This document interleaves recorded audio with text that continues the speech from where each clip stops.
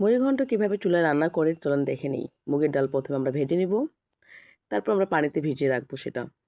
পানিতে যতক্ষণ ভিজে থাকবে ততক্ষণ আমরা যে কোনো মাছের, বড় মাছের মাথা দিয়ে আমরা রান্না করব। দেখেন বড় মাছের মাথা ভাজবো। এটা রুই মাছ দিলে বেশি ভালো হয়। আমরা রুই মাছ ছিল না বাড়িতে, তাই আমরা সিলভারের বড় মাথা দিয়ে এটা রান্না করতেছি। কে কে মাটির চুলায় এটা খেতে পছন্দ করেন জানাবেন কমেন্ট করে। ভাজা হয়ে গেলে এই যে আমরা পেঁয়াজ কুচি করে কেটে রেখে দিছি আগে থেকেই, সেটা আমরা তেলে ভেজে নিচ্ছি। আমরা এক এক করে সব ময় মশলা দিয়ে দেবো এখানে।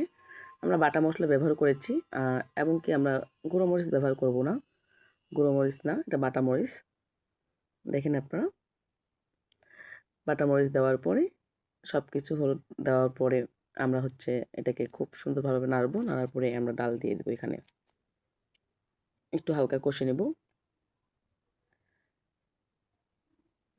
তারপর যে ডাল দিলাম, ডাল দেওয়ার পরে আমরা একটু নেড়ে চেড়ে ভাজা মাছ যে রেখে দিয়েছিলাম সেগুলো দিয়ে দিলাম।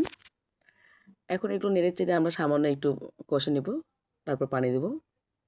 পানি দেওয়া হয়ে গেলে আমরা বলকের জন্য অপেক্ষা করব। বলক আসলে, এই যে বলক এসে গেছে, তারপর আমরা সেটাকে নামিয়ে এখন এই যে ফাইনাল লুক দেখেন, অনেক মজা।